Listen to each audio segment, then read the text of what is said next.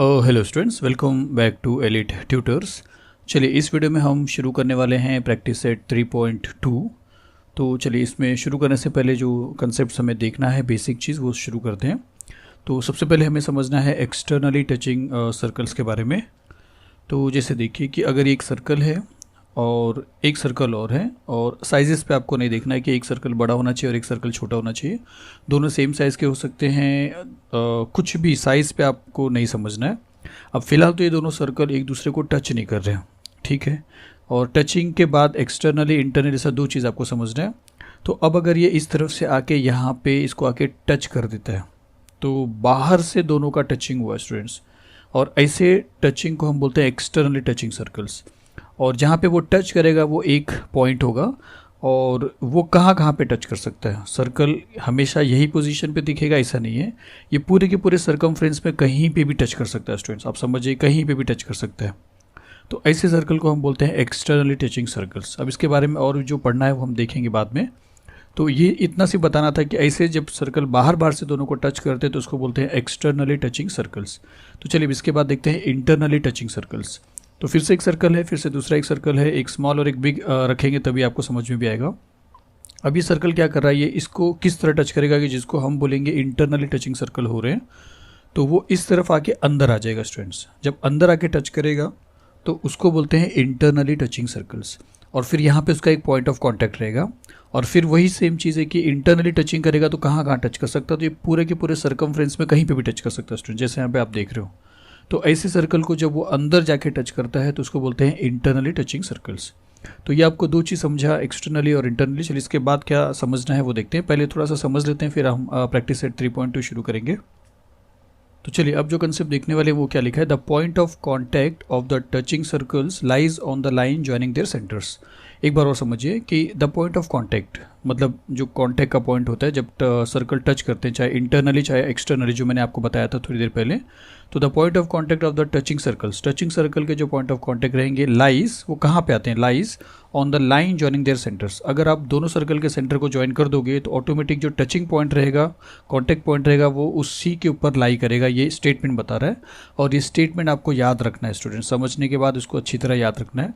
तो चलिए इसका थोड़ा सा एग्जाम्पल लेते हैं। सपोज ये दो सर्कल यहाँ पे है और दो सर्कल यहाँ पे है।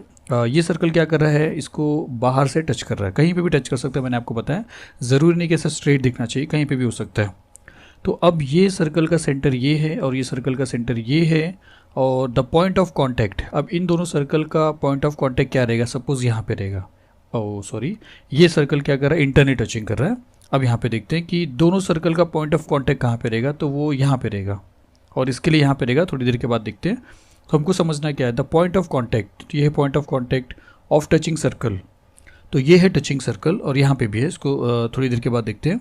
Lies on the line joining there centres, अगर हम इस सर्कल के सेंटर को और इस सर्कल के सेंटर को ज्वाइन कर देंगे तो आपको ये पता चलेगा कि ये जो पॉइंट है उसी लाइन के ऊपर ही लाई करेगा, ना कि ये ऊपर और ना कि नीचे आएगा।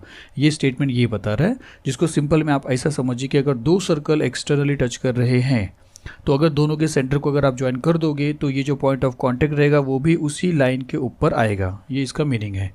और वही चीज़ यहाँ पे इंटरनली में भी होता है। अब ये दोनों सर्कल टच कर रहे हैं तो ये सपोज उसका पॉइंट ऑफ कांटेक्ट है। तो इन दोनों सेंटर को अगर आप ज्वाइन करके एक्सटेंड करोगे, यहाँ पे एक्सटेंड करना पड़ेगा। तो जब आप एक्सटेंड करोगे तो आपको पता चलेगा कि जहाँ पे ये मिलेगा वही पॉइंट ऑफ कांटेक्ट रहेगा, मतलब इसके सेंटर को के ऊपर ही वो पॉइंट ऑफ कांटेक्ट रहता है। तो इसको बोलते हैं the point of contact of touching circles lies on the line joining there centres. तो ये दूसरा कंसेप्ट था। आपको सारे कंसेप्ट पहले समझना है, फिर हम सम्स की तरफ चलेंगे। तो चलिए अब क्या लिखा है कि the distance between the centres of the circles touching internally is equal to the difference of the radii.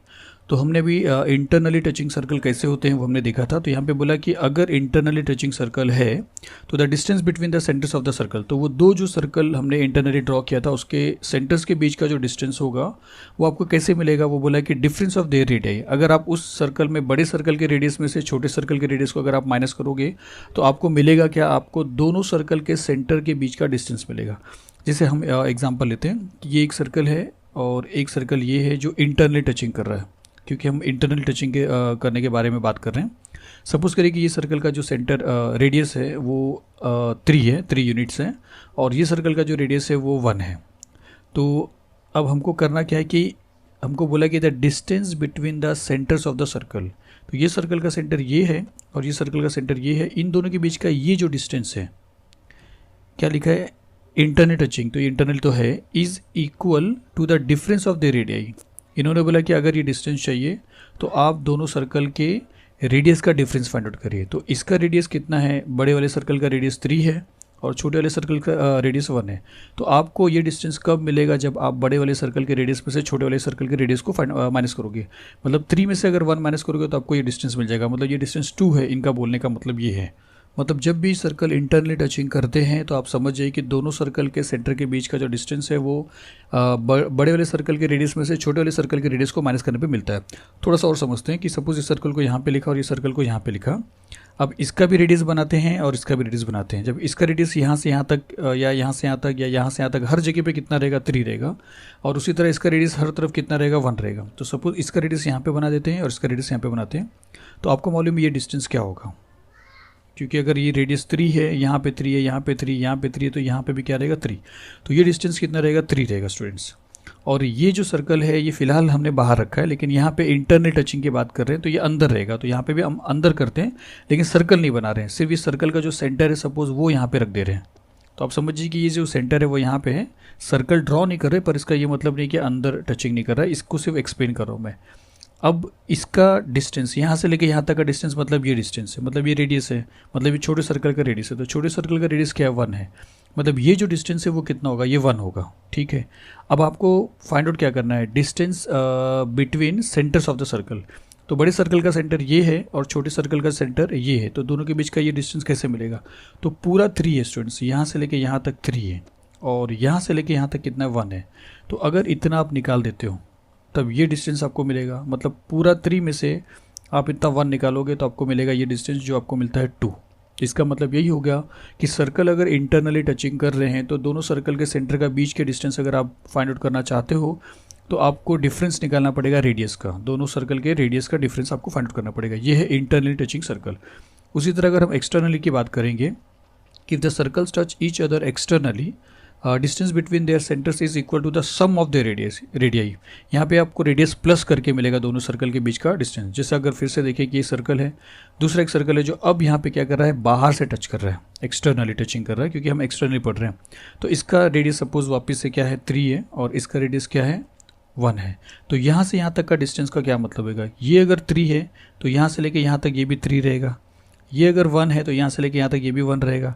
तो ये पूरा डिस्टेंस कितना हो जाएगा, 3 + 1 मतलब 4 हो जाएगा। तो ये 4 कैसे मिला, आपने ये 3 प्लस किया और ये 1 प्लस किया, मतलब इसका रेडियस प्लस किया और इसका रेडियस प्लस किया। तो यहाँ पे सम आ रहा है, सम का मतलब क्या हो रहा है, प्लस हो रहा है। तो जब सर्कल एक्सटर्नली टचिंग करते हैं तो दोनों सर्कल के सेंटर का बीच का डिस्टेंस अगर आपको फाइंड आउट करना है तो आप दोनों सर्कल के रेडियस को सम कर दीजिए, मतलब प्लस कर दीजिए। तो चलिए ये कंसेप्ट है, सारे कंसेप्ट समझिए, आपको लेसन ईजी हो जाएगा। तो चलिए हमने क्या क्या पढ़ा एक बार आप समझिए। पहले हमने एक्सटर्नल टचिंग सर्कल देखा, फिर इंटरनल टचिंग सर्कल देखा, फिर हमने देखा कि एक्सटर्नली और इंटरनल टचिंग सर्कल के जो पॉइंट ऑफ कांटेक्ट होते हैं वो सेंटर को ज्वाइन करने पे मिल जाते हैं। और फिर हमने ये 2 चीज़ देखा कि डिफरेंस देखा और सम देखा। तो डिफरेंस कब रहेगा, जब इंटरनल टचिंग सर्कल रहेंगे तो सेंटर और सेंटर के बीच का डिफरेंस जो रहेगा वो डिफरेंस सेंटर और सेंटर के बीच का जो डिस्टेंस रहेगा वो डिफरेंस करके मिलेगा। और अगर एक्सटर्नल टचिंग सर्कल है तो सेंटर और सेंटर के बीच का जो डिस्टेंस है वो सम करके मिलेगा। तो चलिए इतना चीज़ आप याद रखिए और ये स्टेटमेंट भी याद रखिए क्योंकि ये सब अपने को लिखना पड़ेगा। तो शुरू करते हैं फर्स्ट क्वेश्चन। तो चलिए ये है फर्स्ट क्वेश्चन और इसमें क्या लिखा है कि 2 circles having radii 3.5 and 4.8 centimetre touch each other internally. तो 2 सर्कल है, एक का रेडियस 4.8 है मतलब बिगर सर्कल का, और जो छोटा वाला सर्कल है उसका रेडियस है 3.5 और दोनों इंटरनली टचिंग कर रहे हैं। तो हमसे क्या बोला फिर, find the distance between their centres. तो उन दोनों सर्कल के बीच का सेंटर के बीच का डिस्टेंस फाइंड आउट करिए। तो अगर आपको याद है तो इंटरनली टचिंग सर्कल के सेंटर के बीच का जो डिस्टेंस होता है वो डिफरेंस ऑफ द रेडियस होता है। तो वही हमको यहाँ पे करना है, लेकिन ऐसा डायरेक्टली लिखने से आपको मार्क्स नहीं मिलेगा स्टूडेंट्स। तो सपोज ये डायग्राम बना लेते हैं। यहाँ पे 2 सर्कल है जो इंटरनली टचिंग कर रहे हैं।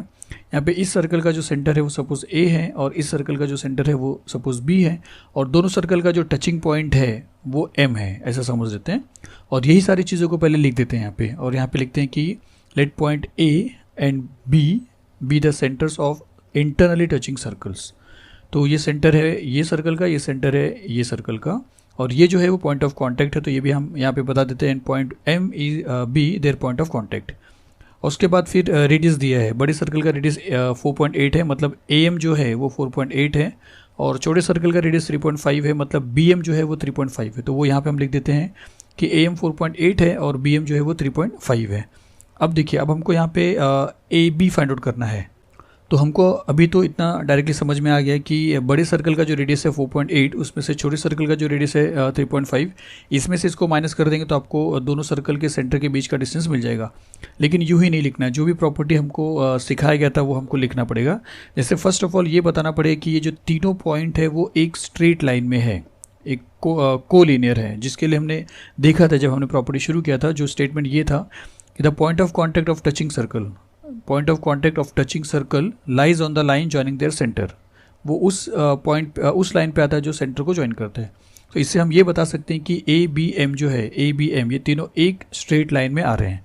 तो अब हमने ये बता दिया कि तीनों एक स्ट्रेट लाइन में आ रहे हैं। अब हमको बताना है कि जब भी सर्कल इंटरनली टचिंग करते हैं तो दोनों सर्कल के सेंटर के बीच का जो डिस्टेंस होता है वो डिफरेंस ऑफ रेडियाई होता है, और ये भी हमने प्रॉपर्टी पढ़ा था। तो ये प्रॉपर्टी हम यहाँ पे लिखेंगे कि the distance between the centre of circles touching internally is equal to the difference of their radii. और अब जाके हमको माइनस करके दिखाना है, जबकि सिंपल था, हर एक चीज़ देख के समझ में आ रहा था कि इसमें से इसको माइनस करना है, लेकिन आप लिख नहीं सकते स्टूडेंट्स। तो अब हम यहाँ पे लिखेंगे देयरफॉर जो डिस्टेंस है, तो जो सेंटर के बीच का डिस्टेंस है ये ए बी, तो ये ए बी आपको कैसे मिलेगा? ये ए बी मिलेगा डिफरेंस ऑफ रेडियाई। तो एक रेडियस है ए एम बड़े सर्कल का, तो ए एम में से आपको माइनस करना पड़ेगा दूसरे सर्कल का रेडियस, छोटे वाले सर्कल का जो है बी एम, तो A M minus B M. ये स्टेटमेंट की वजह से हमने ये लिखा है, तो कोई प्रॉब्लम नहीं आएगा। तो ए एम यहाँ पे हमारे पास है 4.8, तो यहाँ पे लिखते हैं 4.8, फिर माइनस बी एम हमारे पास है 3.5, तो यहाँ पे लिखते हैं 3.5, फिर इसको माइनस करेंगे, 8 में से 5 चला जा रहा है तो 3 आएगा, पॉइंट नीचे आ जाएगा, और 4 में से 3 गया तो 1 आ रहा है, तो 1.3 और सेंटीमीटर है। तो यहाँ पे भी सेंटीमीटर रहेगा और यहाँ पे भी सेंटीमीटर रहेगा, तो ए बी जो है वो आपको मिलता है 1.3 सेंटीमीटर। लास्ट में आप लिख सकते हो कि therefore the distance between their centre is 1.3 centimetre. तो चलिए, फर्स्ट क्वेश्चन था, इसी के जैसा सेकंड क्वेश्चन भी है, सिर्फ वहाँ पे यहाँ पे इंटरनली है, वहाँ पे एक्सटर्नली है। तो एक बार देख लेते हैं इसको भी कि two circles of radii 5.5 centimetre and 4.2 centimetre touch each other externally, फिर find the distance between their centre. तो आपको मालूम है कि जब एक्सटर्नल टचिंग करते हैं तो दोनों सर्कल के सेंटर का जो बीच का डिस्टेंस होता है वो दोनों सर्कल के रेडियस को प्लस करने पे मिलता है, जिसको हम सम ऑफ द बोलते हैं। तो जैसा हमने प्रीवियस वाला क्वेश्चन किया था, सेम वैसे करना है। यहाँ पे सपोज अज्यूम करते हैं कि इसका सेंटर ए है, इसका सेंटर बी है, और ये जो पॉइंट ऑफ कॉन्टैक्ट है वो एम है, और फिर यहाँ पे लिख देते हैं कि let point A and be the centres of the external touching circle, और एम जो है वो उनका पॉइंट ऑफ कॉन्टैक्ट है। और फिर यहाँ पे बड़े सर्कल का जो रेडियस है वो 5.5 है, मतलब ए एम, और छोटे वाले सर्कल का जो रेडियस है वो 4.2 है, मतलब बी एम। तो यहाँ पे लिख देते हैं कि ए एम इज़ 5.5 सेंटीमीटर और बी एम इज़ 4.2। और अब एक बात बताते हैं कि जो पॉइंट ऑफ कांटेक्ट है वो स्ट्रेट लाइन सेंटर को ज्वाइन करने वाले लाइन पे लाई कर रहा है। तो उसके लिए एक स्टेटमेंट लिखेंगे वही वाला कि the point of contact of touching circles lies on the line joining there centres, जिसका मतलब है कि ए एम बी हो जाएगा, ए एम बी। और अब हम बताएंगे अगर एक स्ट्रेट लाइन में आ रहा है तो दोनों सर्कल के सेंटर के बीच का जो डिस्टेंस है वो सम ऑफ देयर रेडियाई होगा। तो यहाँ पे एक स्टेटमेंट लिख देंगे कि if the circles touch each other externally, distance between their centers is equal to the sum of their radii। तो sum of their radii है, तो हम ए बी का वैल्यू जो फाइंड आउट करेंगे, ए बी का वैल्यू वो हमको मिल जाएगा A B A M plus M B. तो यहाँ पे लिख देंगे A M plus M B, और यहाँ पे हमारे पास दोनों का वैल्यू है। तो ए एम हमारे पास 5.5 है, यहाँ पे 5.5 लिखते हैं, और एम बी या बी एम समझिए वो 4.2 है, तो यहाँ पे 4.2 लिखते हैं। फिर 5 + 2 7 हो जा रहा है, 5 + 4 9 हो जा रहा है, तो 9.7 सेंटीमीटर आपको मिलता है ए बी का वैल्यू। और फिर आप लास्ट में लिखो therefore the distance between their centre is 9.7 centimetre. तो चलिए, सेकंड क्वेश्चन फिनिश होता है, करते हैं थर्ड क्वेश्चन। तो चलिए, थर्ड क्वेश्चन क्या लिखा है कि if radii of two circles are 4 centimetre and 2.8 centimetre. तो दो सर्कल है जिसमें से एक सर्कल का रेडियस 4 सेंटीमीटर है और दूसरे सर्कल का रेडियस 2.8 सेंटीमीटर है। हमसे बोला कि draw figure of the circles, आपको ड्रॉ करने को बोला स्टूडेंट्स, आप याद रखिए, टचिंग ईच अदर। तो वो सर्कल ईच अदर टच कर रहे हैं, ऐसा सर्कल बनाइए जिसमें से एक का रेडियस 4 सेंटीमीटर रहेगा और एक का रेडियस 2.8 सेंटीमीटर रहेगा। और दो केसेस दिया है कि एक बार आपको एक्सटर्नली बनाना है टचिंग सर्कल और एक बार इंटरनली। तो याद कीजिए कि जब एक्सटर्नली टचिंग सर्कल हमने देखा था तो दोनों सर्कल के सेंटर का जो डिस्टेंस था वो दोनों रेडियस को प्लस करके मिलता था। तो जब हम एक्सटर्नली फिगर बनाएंगे, जब दोनों सर्कल बाहर से टच करेंगे, तो आपको याद रखना है कि दोनों सर्कल के रेडियस को पहले प्लस करेंगे, मतलब 4 + 2.8 करेंगे, और जब इंटरनली बनाएंगे तो हम 4 में से 2.8 को माइनस करेंगे। तो चलिए हम एक्सटर्नली वाला जो है वो शुरू करते हैं। तो यहाँ पे लिखते हैं कि एक्सटर्नली टचिंग सर्कल, और फिर इसमें यहाँ पे दो रेडियस दिया है आपको, एक 4 सेंटीमीटर दिया और एक 2.8 सेंटीमीटर दिया है। तो ग्रेटर सर्कल का जो बड़े सर्कल का जो रेडियस है वो सपोज 4 सेंटीमीटर है, और छोटे सर्कल का जो रेडियस है वो 2.8 सेंटीमीटर है। तो देखिए डिस्टेंस बिटवीन सेंटर, अब एक्सटर्नली टचिंग सर्कल के बीच का जो डिस्टेंस होता है वो आपको मालूम है कि दोनों सर्कल के रेडियस का सम होता है। तो इसलिए हम क्या करेंगे, प्लस कर देंगे r + r, कैपिटल सर्कल बड़े सर्कल का रेडियस प्लस छोटे सर्कल का रेडियस, तो r + r हो जाएगा। तो जिसका मतलब 4 + 2.8 हो जाएगा, जिसको टोटल करेंगे तो 6.8 सेंटीमीटर रहेगा। देखिए 6.8 सेंटीमीटर आपको क्या मिला, ये आपको दोनों सर्कल जो हम बनाने वाले हैं, जो एक्सटर्नली टचिंग सर्कल रहेंगे, उनके दोनों सर्कल के सेंटर के बीच का डिस्टेंस है। तो हमारी जो शुरुआत रहेगी फिगर की वो यहीं से शुरू रहेगी। सबसे पहले हम क्या करेंगे, 6.8 सेंटीमीटर का एक सेगमेंट ड्रॉ करेंगे, और उसके बाद फिर हम एक बार रेडियस लेंगे 4 सेंटीमीटर, सर्कल ड्रॉ कर देंगे एक एंड से, और एक बार रेडियस लेंगे 2.8 सेंटीमीटर, फिर दूसरे एंड से ड्रॉ करेंगे। अपने आप दोनों सर्कल एक्सटर्नली टचिंग सर्कल भी हो जाएंगे, और आपका ये रेडियस भी पूरा हो जाएगा, और ये 6.8 डिस्टेंस भी आ जाएगा। तो चलिए शुरू करते हैं। पहले 6.8 सेंटीमीटर का एक सेगमेंट ड्रॉ करते हैं। तो चलिए सबसे पहले स्केल ले लेते हैं और 6.8 सेंटीमीटर का एक लाइन ड्रॉ करते हैं। तो यहाँ पे 6.8 आ रहा है, तो एक पॉइंट बना लेते हैं यहाँ पे, और यहाँ से एक लाइन ड्रॉ कर लेते हैं स्टूडेंट 6.8 सेंटीमीटर का, इस तरीके से। फिर उसके बाद आप एक यहाँ पे एक नेम कर दीजिए, और एक यहाँ पे नेम कर दीजिए। और अब देखिए ये 6.8 सेंटीमीटर है, और अब अगर यहाँ पे देखेंगे तो इसमें से बड़े वाले सर्कल का रेडियस 4 सेंटीमीटर है। तो आपको क्या करना है कि यहाँ पे रख के 4 सेंटीमीटर लेके एक सर्कल ड्रॉ करना है। तो स्केल ले लेंगे और कंपास लेके 4 सेंटीमीटर आपको मेजर करना है। देखिए ये यहाँ पे आ रहा है 4 सेंटीमीटर, और इसको यहाँ पे प्लेस करना है आपको इस एंड पे, और आपको एक ऐसा सर्कल बनाना है जो 4 सेंटीमीटर रेडियस का बन रहा है यहाँ पे। तो ये एक सर्कल का रेडियस बन गया जो 4 सेंटीमीटर दिया था। अब दूसरे वाले का 2.8 है, तो आपको स्केल पे 2.8 मेजर लेना है।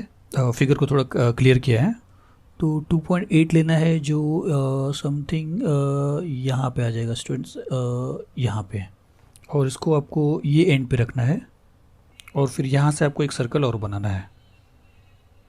तो देखिए ये एक्सटर्नली टचिंग सर्कल हो गया, और यही हमको बनाना था। तो चलिए इसके बाद देखते हैं। तो चलिए अब इंटरनली टचिंग सर्कल किस तरह बनाएंगे वो देखेंगे। और आपको याद रहना चाहिए कि इंटरनली टचिंग सर्कल में हमने डिफरेंस ऑफ रेडियाई देखा था। जब डिस्टेंस दोनों सर्कल का देखना था तो हमने डिफरेंस ऑफ देखा था।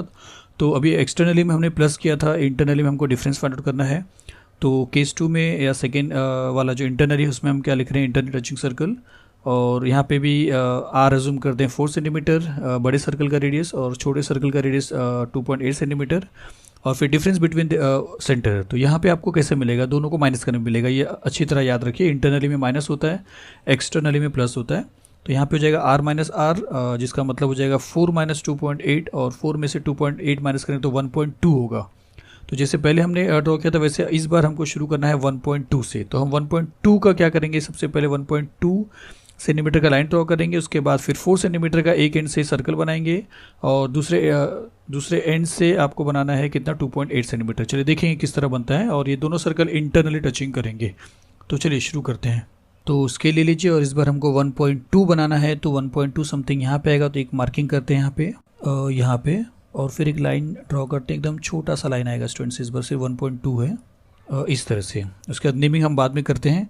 अब हमको करना क्या है, तो आपको पता है कि बिगर सर्कल का जो रेडियस है वो 4 सेंटीमीटर है, तो यहाँ पे रख के 4 सेंटीमीटर ड्रॉ करेंगे, और स्मॉलर सर्कल का जो रेडियस है वो 2.8 है, तो यहाँ पे रख के 2.8 सेंटीमीटर ड्रॉ करेंगे। तो चलिए स्केल लेते हैं और 4 सेंटीमीटर मेजर करते हैं। तो चलिए 4 सेंटीमीटर यहाँ पे स्केल से मेजर करते हैं। 4 यहाँ पे आएगा, 1 मिनट, 4 यहाँ पे आ रहा है, यहाँ पे। तो उसको यहाँ पे रखिए ये एंड पे, और फिर एक ऐसा सर्कल बना दीजिए। तो इस एंड पे रख के हमने 4 सेंटीमीटर का सर्कल बनाया है, इस एंड पे लेफ्ट साइड में। अब राइट साइड पे रख के हमको क्या करना है, 2.8 बनाना, जो सेकेंड रेडियस है। तो चलिए 2.8 समथिंग यहाँ पे आ जाएगा। तो उसको इस एंड पे रखना है यहाँ पे, और फिर आपको एक सर्कल बनाना है इस तरीके से। तो चलिए अब इसको नेमिंग कर देते हैं। तो इस तरह आपका पूरा डायग्राम कंप्लीट होगा छोटे वाले सर्कल के रेडियस को बनाने के बाद। तो चलिए अब क्वेश्चन नंबर 3 फिनिश होता है, चलते हैं क्वेश्चन नंबर 4 की तरफ। तो ये है क्वेश्चन नंबर 4 और इसमें क्या लिखा है कि देखिए इन फिगर 3.27 मतलब इस फिगर में the circles with centre P, तो एक सर्कल है उसका सेंटर है P एंड Q, और एक दूसरा सर्कल है जिसका सेंटर है Q, touch each other eight R, दोनों एक्सटर्नली टच कर रहे हैं पॉइंट R पे। फिर ए लाइन पासिंग थ्रू R, फिर एक लाइन R से पास हो रहा है, ऐसा एक इस तरफ जा रहा है जो A पे टच कर रहा है और इस एंड पे वो B पे टच कर रहा है। तो वो यहाँ पे लिखा है कि passing through R meets the circle eight point A and B respectively. इतना इन्फॉर्मेशन के बाद हमसे बोला कि प्रूव करिए कि 3 क्वेश्चन बताने को बोला है कि पहले तो segment AP is parallel to BQ। पहले आपको बताना है कि AP जो है ये वो इसको पैरेलल है, और सेकेंड बताना है कि ट्राइंगल APR ये ट्राइंगल RQB इस ट्राइंगल को क्या रहेगा सिमिलर रहेगा। और थर्ड हमको बताना है कि अगर एंगल फाइंड करना है RQB अगर PAR आपको 35 डिग्री दिया है। तो चलिए हम तो देखेंगे, पहले फर्स्ट वाला समझते हैं कि अगर AP और QB या BQ अगर आपको पैरेलल बताना है तो आप किस तरह बताओगे स्टूडेंट्स। तो अगर हम देखें अगर ये लाइन को, तो ये एंगल को और अगर आप ये एंगल को इक्वल बता देते हो तो आपको ये अल्टरनेट एंगल दिखाई देगा कुछ इस तरह। देखिए इस तरीके से कि ये दोनों पैरेलल लाइन तब होगा अगर ये एंगल और ये एंगल इक्वल बता देते हो। तो आपका यहाँ पे सबसे पहला जो कोशिश रहेगा क्वेश्चन नंबर 1 में, आपको ये एंगल और ये एंगल इक्वल बताना है। जैसे आप ये दोनों एंगल इक्वल बता दोगे तो आप सीधा बोल दोगे बाय अल्टरनेट एंगल टेस्ट ये दोनों लाइन क्या हो जाएगा, पैरेलल हो जाएगा। तो बस अब हम जो काम करने वाले हैं बस वो यही करने वाले हैं कि ये एंगल और ये एंगल किस तरह इक्वल हो रहा है वो यहाँ पे करने वाले हैं। तो चलिए शुरू करते हैं। तो चलिए फर्स्ट वाला सॉल्व करते हैं, इसलिए यहाँ पे लिख देते हैं फर्स्ट। और किस तरह हम प्रूव करेंगे कि ये एंगल और ये एंगल इक्वल है। तो सबसे पहले अगर आप ये लाइन देखते हो और ये लाइन देखते हो तो ये दोनों लाइन एक दूसरे को इंटरसेक्ट कर रही है यहाँ पे, तो क्या ये दोनों एंगल इक्वल हो जाएंगे? ऑब्वियसली, क्योंकि ये वर्टिकल अपोजिट एंगल है। तो यहीं से हम शुरू करेंगे और हम लिखेंगे कि एंगल APR पहले कि एंगल APR इज कॉन्ग्रुएंट या इक्वल टू लिख सकते हैं एंगल, देखिए APR इक्वल लिख दीजिए कोई बात नहीं, APR BRQ को इक्वल हो जाएगा एंगल BRQ, और Q इक्वल होगा वर्टिकली अपोजिट एंगल। तो इसका रीज़न आ जाएगा वर्टिकली अपोजिट एंगल, और इसको कर देते हैं हम इक्वेशन नंबर 1। हमको तो ये प्रूव करना है ये एंगल और ये एंगल, पर देखेंगे। तो ये इतना कर दिया हमने। तो याद रखिए हमने ये एंगल और ये एंगल इक्वल किया है। अब हमको क्या करना है, अब अगर हम देखते हैं तो ये सर्कल के अंदर PA और PR मतलब PA और PR क्या ये दोनों इस सर्कल के लिए रेडियस है? तो ये रेडियस है और रेडियस इक्वल होता है। तो अगर ये दोनों इक्वल हो रहा है तो ये दोनों एंगल भी इक्वल हो जाएगा, क्योंकि आपको मालूम है कि एक ट्राइंगल के अंदर अगर दो साइड इक्वल होता है तो उसके सामने वाले दोनों एंगल भी इक्वल होते हैं।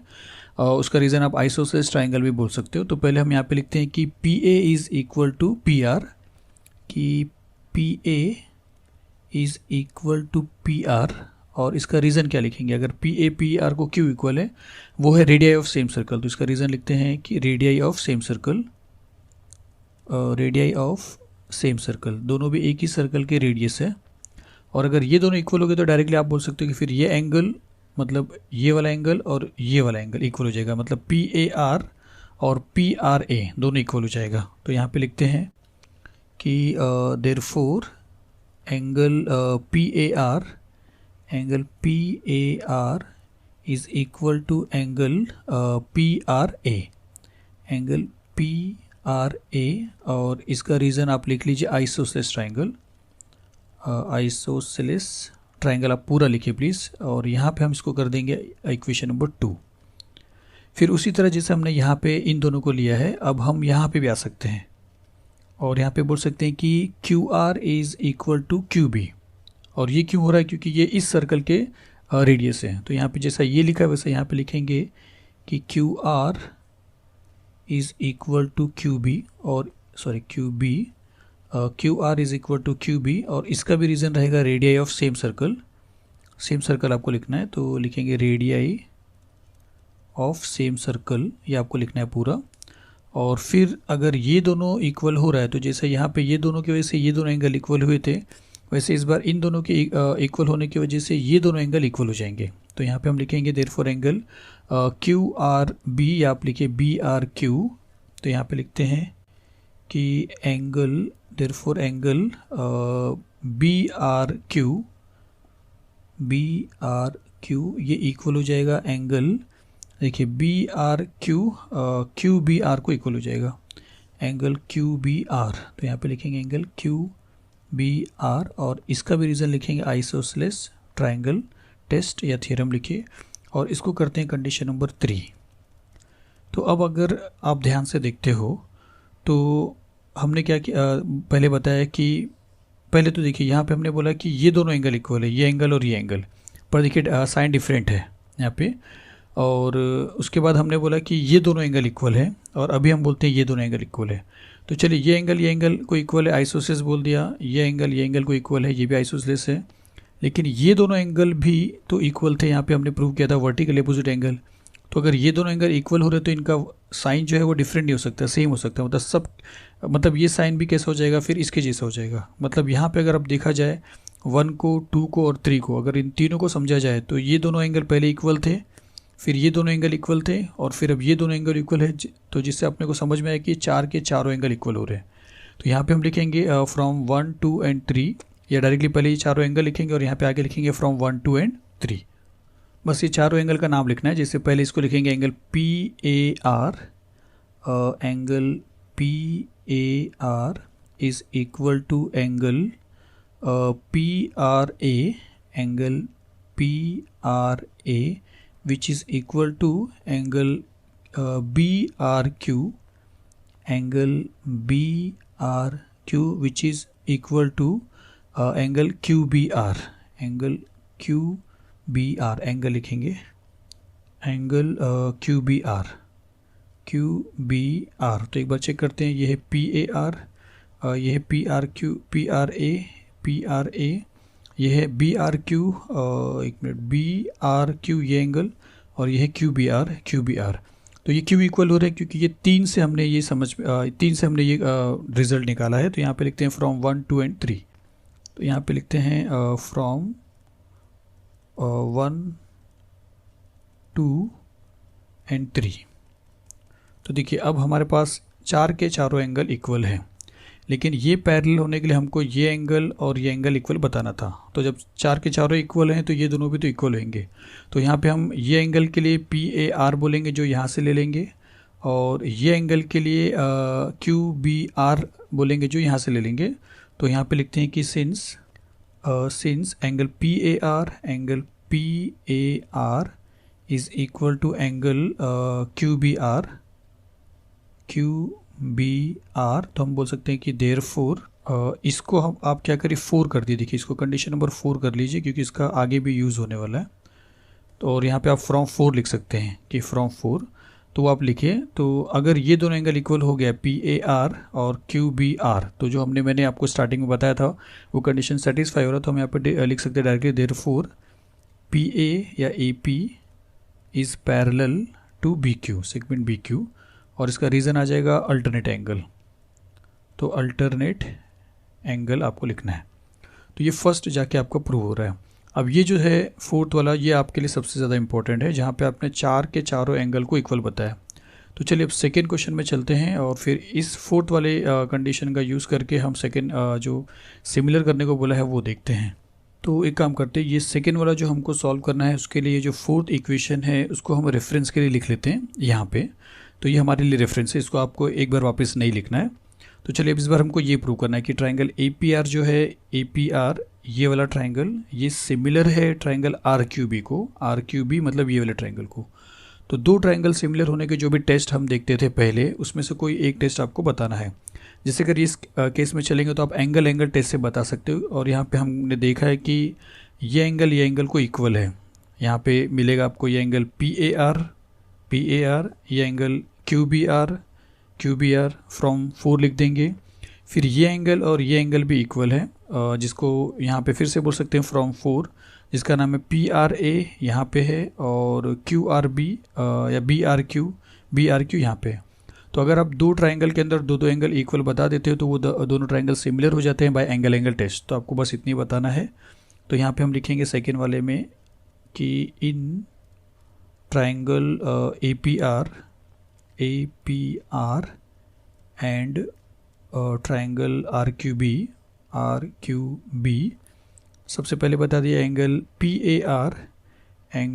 PAR इज़ इक्वल टू या कॉन्ग्रुएंट टू एंगल PAR। ये वाला एंगल इस ट्राइंगल में QBR इस ट्राइंगल को इक्वल है, इस एंगल को इक्वल है। तो एंगल वैसे सब इक्वल है, आप किसी के साथ किसको भी रिफ़र कर सकते हो यहाँ पे। तो एंगल QBR तो फ्रॉम 4 आएगा, इसका रीज़न आएगा, लेकिन दोनों का सेम रीज़न आएगा। इसके लिए हम करली ब्रैकेट लिखते हैं और यहाँ पे दोनों के लिए लिखेंगे फ्रॉम 4। मतलब हमने जो पीछे वाले उसमें देखा था 4, जिसको यहाँ पे हमने रेफरेंस के लिए लिखा है, तो दोनों का रीज़न वही आएगा। ये एंगल के इक्वल में है और ये एंगल के। तो इस एंगल का नाम है PRA। तो यहाँ पे लिखेंगे एंड एंगल PRA जो भी यहाँ पे दिख रहा है is equal to angle QRB, जिसको हम बोल सकते हैं BRQ। तो यहाँ पे लिखेंगे BRQ। तो ये इसको इक्वल है, ये इसको इक्वल है। ये सारी चीज़ हमने 4 में बताया है, तो यहाँ पे डायरेक्टली बोल सकते हैं therefore triangle APR is similar to triangle RQB, और इसका रीज़न आ जाएगा by angle test for similarity. तो ये था आपका सेकेंड प्रूफ। अब चलते हैं थर्ड की तरफ हमको फिर से ये रेफरेंस के लिए लेना पड़ेगा। तो चलिए इसको फिर से ले लेते हैं और करते हैं थर्ड वाला। तो चलिए ये सिर्फ और सिर्फ रेफरेंस के लिए लिखा है, इसको बार बार नहीं लिखना है आपको। तो अब हमको प्रूव करना है कि अगर हमको फाइंड आउट करना है एंगल RQB, ये वाला एंगल आपको फाइंड आउट करना है। अगर PAR 35 डिग्री है, तो PAR अगर 35 डिग्री है, तो देखिए यहाँ का एंगल देने के बाद आपको यहाँ का एंगल पूछा है, जबकि यहाँ का जो एंगल है वो इस ट्राइंगल के अंदर है।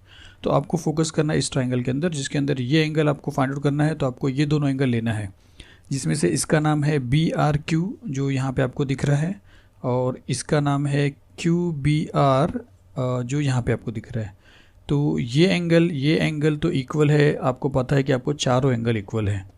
तो अगर चारों एंगल इक्वल है, तो जिसमें से अगर PAR ये वाला एंगल PAR जो है, ये अगर 35 डिग्री है, तो ये सब के सब 35 डिग्री हो जाएंगे स्टूडेंट्स। तो अगर ये सब के सब 35 हो जाएंगे, तो इस ट्राइंगल के अंदर जब हम आएंगे तो ट्राइंगल के तीनों एंगल को मिला के 180 होता है, ये हम अच्छी तरह जानते हैं। तो ये दो आपके पास है, थर्ड वाला एंगल आपको मिल जाएगा। तो यहाँ पे हम क्या लिखेंगे कि एंगल थर्ड वाले में कि एंगल PAR 35 डिग्री है, angle PAR is equal to 35 degree, और इसका रीज़न रहेगा गिवन, ये लोग ने हमको दिया है। तो अब हम बोल सकते हैं कि देयरफॉर एंगल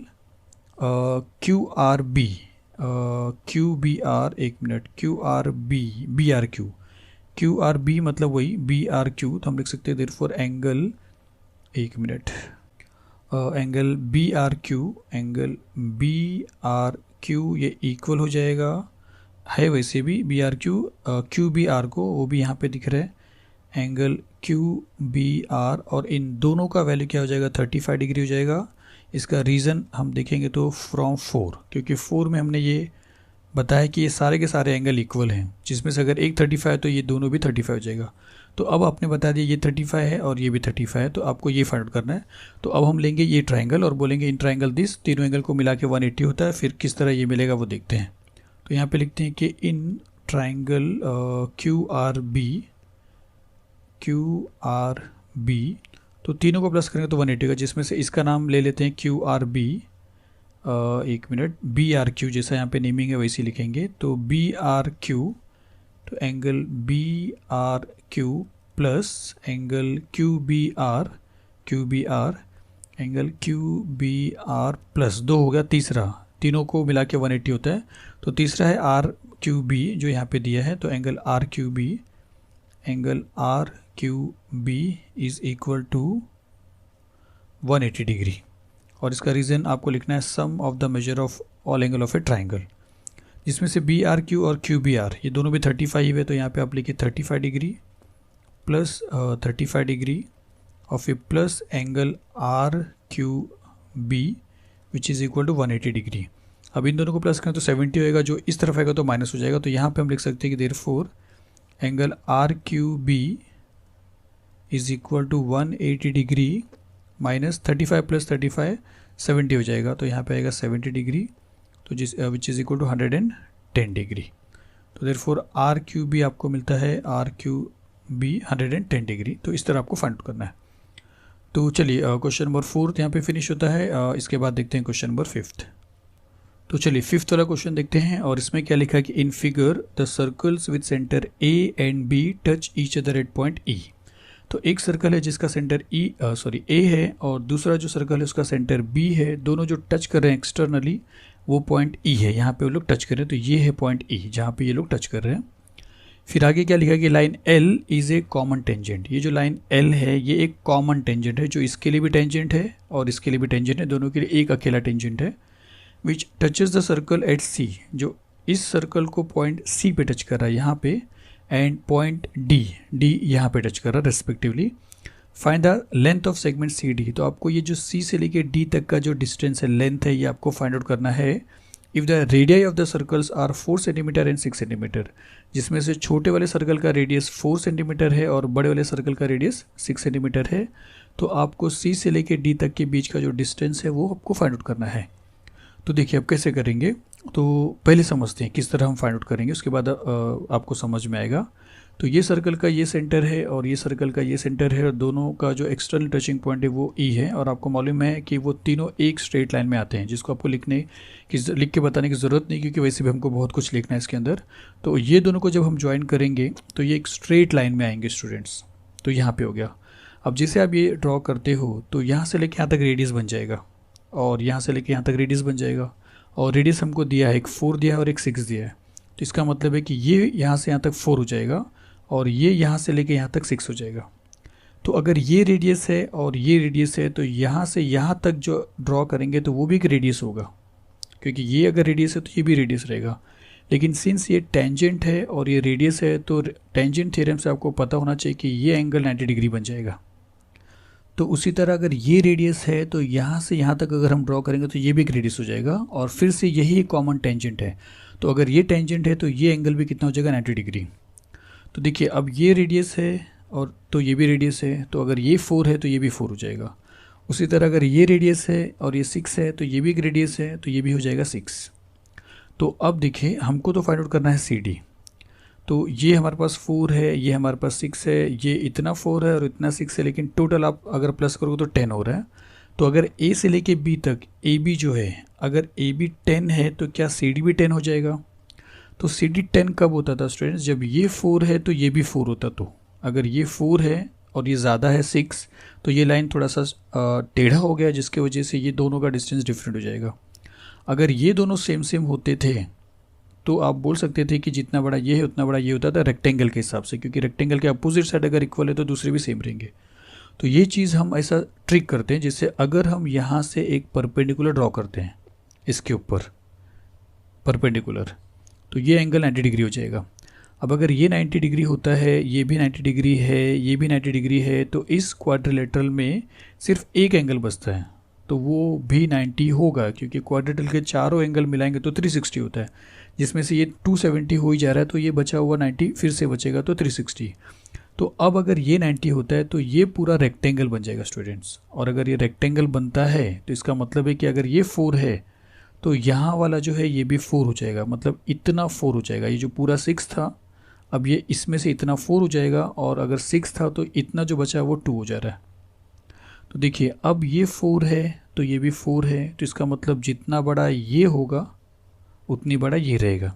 पर ये चीज़ हमको पता नहीं है, और ये चीज़ हम फाइंड आउट कर सकते हैं। वो कैसे, देखिए अगर ये 90 है तो इसके बाजू वाला ये भी 90 रहेगा।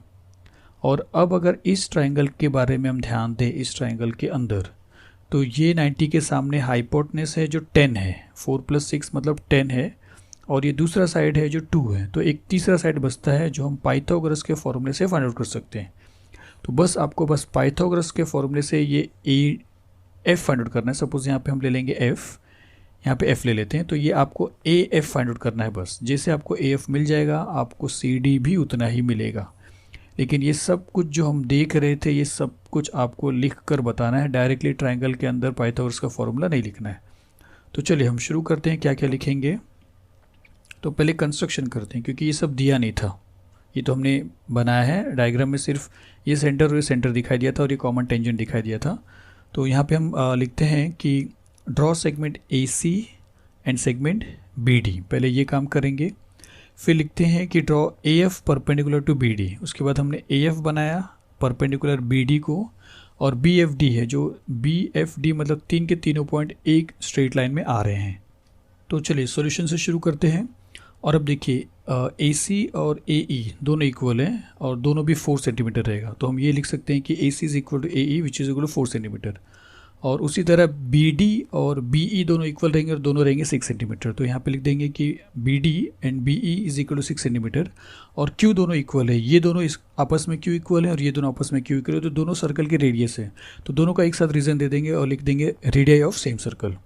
और इसको करेंगे हम इक्वेशन नंबर 1, क्योंकि ये 4 और ये जो 6 है ये हमको बाद में यूज़ करना पड़ेगा। तो ये हो जा रहा है इक्वेशन नंबर 1। और अब क्या करते हैं, ये जो ए बी है जो 4 + 6 10 मिल रहा है उसको बताते हैं। तो डायरेक्टली नहीं बता सकते। अब हमको पता है कि ये सर्कल का ये सेंटर है, ये सर्कल का ये सेंटर है और दोनों सर्कल एक्सटर्नल टच कर रहे हैं, तो ये 3 के 3 पॉइंट जो है वो एक स्ट्रेट लाइन में आएंगे, जिसके लिए मैंने एक प्रॉपर्टी एक स्टेटमेंट लिख के बताया था। तो वो हम यहाँ पे लिखेंगे कि the point of contact of touching circles lies on the line joining their centre. तो पॉइंट ऑफ कॉन्टैक्ट जो है टचिंग सर्कल का वो दोनों सर्कल के सेंटर को ज्वाइन करने के ऊपर लाई करता है। तो जिसके हिसाब से हम बोल सकते हैं कि ये 3 के 3 पॉइंट कोलिनियर है, मतलब ए ई बी ये 3 के तीनों पॉइंट एक स्ट्रेट लाइन में आ रहे हैं। तो अब अगर हमको ए बी का वैल्यू चाहिए तो हम ए ई प्लस ई बी कर देंगे। तो यहाँ पे लिखेंगे therefore A B which is equal to A E plus E B, A B which is equal to A E plus E B, जिसमें से ए ई आपके पास 4 है और ई बी आपके पास 6 है। तो यहाँ पे आ जाएगा विच इज़ इक्वल टू 4 + 6, जिसको सॉल्व करेंगे तो आपको मिल जाएगा 10 सेंटीमीटर। और फिर ये कर देंगे हम इक्वेशन नंबर 2। तो यहाँ पे हमको इसकी ज़रूरत पड़ेगी, क्योंकि जब हम इसके अंदर पाइथागोरस का फॉर्मूला अप्लाई करेंगे तो ए बी की ज़रूरत पड़ेगी, और ए बी हम डायरेक्टली 10 ले लेंगे वहाँ पे और फ्रॉम 2 कर देंगे। तो चलिए इतना करने के बाद इसके बाद फिर हम आगे देखते हैं इसी स्लाइड के ऊपर। तो आपको चाहिए तो ये लिख लीजिए, क्योंकि हम सेम पेज पे करने वाले हैं। तो चलिए 1 पे हमने ये बताया 4 और 6 सेंटीमीटर है, 2 में हमने बताया कि ए बी जो है वो है 10 सेंटीमीटर। अब इसके बाद क्या करते हैं, तो अब ये क्वाड्रेटल को रेक्टेंगल प्रूव करते हैं, quadrilateral A F D C. तो यहाँ पे लिखते हैं कि now in quadrilateral A F D C. अब इसमें देखिए कि एंगल ए सी डी और angle angle A C D और एंगल एफ डी सी ये दोनों 90 क्यों है, क्योंकि रेडियस टेंजेंट के ऊपर परपेंडिकुलर होता है, रेडियस टेंजेंट के ऊपर परपेंडिकुलर होता है, मतलब टेंजेंट थ्योरम से हम बता सकते हैं कि ये दोनों एंगल 90 डिग्री है। तो यहाँ पे लिखते हैं पहले कि ए सी डी जो है एंगल ए सी डी वो 90 डिग्री है, और उसी तरह एंगल एफ डी सी जो है वो भी 90 डिग्री है।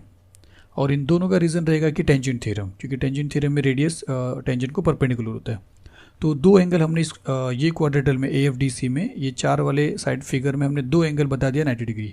ये एंगल हम 90 डिग्री कैसे बता रहे, क्योंकि हमने कंस्ट्रक्शन किया है कि draw A F perpendicular to B D. तो हम बोलेंगे कि angle A F D 90 degree है, और इसका रीज़न लिखेंगे कंस्ट्रक्शन। तो अब देखिए ये 90 है, ये 90 है और ये 90 है, तो थर्ड वाले को अपने आप 90 बनना पड़ेगा, रिमेनिंग एंगल बोल सकते हैं आप। तो यहाँ पे हम लिखेंगे डायरेक्टली कि ये जो एंगल है सी ए एफ या एफ ए सी, इसको हम बोल देंगे 90 डिग्री है। हम लिखेंगे therefore angle C A F ये 90 डिग्री हो जाएगा, और इसका रीज़न हो जाएगा रिमेनिंग एंगल। तो अब इस क्वाड्रेटल में हमने बता दिया कि 4 के चारों एंगल 90 डिग्री हैं। तो जिस भी क्वाड्रेटल में चारों एंगल 90 होते हैं सबसे पहले वो रेक्टेंगल होता है। तो हम डायरेक्टली बोलेंगे therefore quadrilateral A F D C is a rectangle. तो A F D C rectangle हो गया। और अब अगर रेक्टेंगल बन रहा है तो रेक्टेंगल के सारे प्रॉपर्टी हम उसके अंदर बता सकते हैं। जैसे हम बोल सकते हैं कि ए एफ जो है सी डी के इक्वल में रहेगा, ए एफ सी डी के इक्वल में रहेगा और ए सी एफ डी के इक्वल में रहेगा। तो हम यहाँ पे लिखेंगे ए सी एफ डी के इक्वल में रहेगा, और वो दोनों 4 हो जाएंगे। तो यहाँ पे हमने बता दिया कि ये 4 है तो ये भी 4 हो जाएगा। अब जब ये ट्राइंगल की बात आएगी तो हमको ये चीज़ की ज़रूरत पड़ेगी, तो हमको ये चीज़ का वैल्यू पहले यहाँ पे बताना पड़ेगा। उससे पहले क्या करते हैं, इसको कर देते हैं इक्वेशन नंबर 3, और इसका रीज़न लिख देते हैं opposite sides of rectangle equal होते हैं। तो अब ये फाइंड आउट करना है, तो हम यहाँ पे लिखेंगे कि B F plus F D is equal to B D. B F plus F D is equal to B D, क्योंकि ये तीनों एक स्ट्रेट लाइन में आ रहे हैं, वो डायरेक्टली आप लिख सकते हो इस तरीके से बी एफ डी। अब यहाँ पे बी एफ जो है वो 2 है और एफ डी जो है वो 4 है, तो बी डी कितना हो जाएगा, 6 हो जाएगा। लेकिन हमको क्या फाइंड आउट करना है, बी एफ फाइंड आउट करना है। हमारे पास ये पूरा का पूरा 6 है, ये तो मैंने आपको स्प्लिट करके बताया, ये दिया नहीं था, अपने पास है ये पूरा 6। हमने बी डी, देखिए ये रेडियस बी ई 6 है, तो बी डी भी 6 है, और दूसरा हमने अभी अभी बताया कि ये 4 है तो ये भी 4 है। तो हमारे पास बी डी है और एफ डी है, हमारे पास बी एफ नहीं है। तो हमको यहाँ पे क्या करना पड़ेगा, बी एफ के प्लेस पे बी एफ लिखना पड़ेगा, एफ डी के प्लेस पे 4 लिखना पड़ेगा, और बी डी के प्लेस पे 6 लिखना पड़ेगा। ये मैंने आपको स्प्लिट करके बताया था, टोटल 6 था तो वो टोटल रहेगा। और ये हम बताते हैं फ्रॉम 1 एंड 3 में। तो 1 में हमने बताया था एक जगह पे ये 4 है, और 3 में हमने देखिए 3 में हमने बताया कि एफ डी 4 है, और 1 में हमने बताया था कि बी डी जो है वो 6 है। तो अब अगर बी एफ चाहिए तो ये 4 को यहाँ पे भेजेंगे तो माइनस हो जाएगा, तो बी एफ का वैल्यू आपको मिल जाएगा 2। तो यहाँ पे लिखते हैं कि therefore B F which is equal to 6 minus 4, और हम लिखते हैं therefore B F which is equal to 2। और एक मिनट, बी एफ आपको 2 मिल गया स्टूडेंट्स। तो अब आपके पास बी एफ है, आपके पास ए बी है। अब इस राइट एंगल ट्रायंगल में हम पाइथागोरस का थ्योरम अप्लाई करेंगे और फिर फाइंड आउट करते हैं ए एफ, और जिससे ए एफ मिल जाएगा आपको सी डी भी मिल जाएगा। तो अब हम लिखते हैं इस ट्रायंगल के अंदर कि in triangle A B F angle A F B is 90 degree. इसका रीज़न चाहिए तो आप कंस्ट्रक्शन लिख सकते हो, क्योंकि कंस्ट्रक्शन में हमने इसको परपेंडिकुलर ड्रॉ किया था। तो अब हम लिखते हैं बाय पाइथागोरस थ्योरम कि देयरफॉर बाय पाइथागोरस थ्योरम आपको मिलेगा हाइपोटेनस, मतलब ए बी का square which is equal to A F square plus B F square. तो ए बी हमने 10 फाइंड आउट किया, जो भी इक्वेशन से आपने लिखा वो इक्वेशन आपको लिखना पड़ेगा। तो ए बी हमने 10 फाइंड आउट किया, तो यहाँ पे हो जाएगा 10 का square which is equal to A F हमारे पास नहीं है, तो ए एफ का स्क्वायर सेम रहेगा A F square, plus B F हमने अभी 2 फाइंड आउट किया, तो वो हो जाएगा 2 का स्क्वायर। आपको सिर्फ ये बताना है कि जहाँ पे आपने ए बी को 10 बताया है और बी एफ को 2 बताया, वो फ्रॉम इक्वेशन लिख देना है। तो 10 का स्क्वायर यहाँ पे हो जाएगा 100, और ए एफ का स्क्वायर सेम रहेगा, प्लस 2 का स्क्वायर हो जाएगा 4। तो इसको यहाँ पे लाएंगे तो ऐसा हो जाएगा 100 minus 4 which is equal to A F square. फिर हम बोल सकते हैं देयरफॉर 100 माइनस 4 आपको 96 मिलेगा, तो हम बोलेंगे देयरफॉर ए एफ स्क्वायर जो है वो 96 है, देयरफॉर ए एफ जो रहेगा वो रूट ऑफ 96 हो जाएगा। और फिर हम इसका प्राइम फैक्टर निकालते हैं यहाँ पे 96 का, तो ये हो जाएगा 2 के टेबल में 2 4 ज़ा 8, 2 8 ज़ा 16, 2 2 ज़ा 4, 2 4 ज़ा 8, फिर 2 1 ज़ा 2, 2 2 ज़ा 4, फिर 2 6 ज़ा 12, और 2 3 ज़ा 6, और 3 1 ज़ा 3। तो इसका पेयर बन गया 2, इसका पेयर बन गया इंटू 2, और इसका नहीं बना, तो 2 3 ज़ा 6। तो ये दोनों बाहर आ जाएंगे, 6 अंदर चलेगा, तो 2 2 ज़ा 4 हो जाएगा, तो which is equal to 4 root 6। तो ए एफ आपको मिल गया 4 रूट 6। तो अब आप लास्ट में लिखोगे therefore A F is equal 4 root 6 है, तो therefore C D is equal to 4 root 6। और जहाँ पे आपने रेक्टेंगल प्रूव किया था वहाँ पे आप बता सकते हो फ्रॉम जो ये इक्वेशन है। तो इस तरीके से अगर आपको ए एफ मिला है 4 रूट 6, तो इसके सामने जो रेक्टेंगल का अपोजिट साइड सी डी है वो भी आपको मिल जाता है 4 रूट 6। तो चलिए 5th क्वेश्चन फिनिश होता है, ये एक्सरसाइज यहाँ पे ख़त्म होता है। मिलते हैं नेक्स्ट वीडियो में। Thank you very much.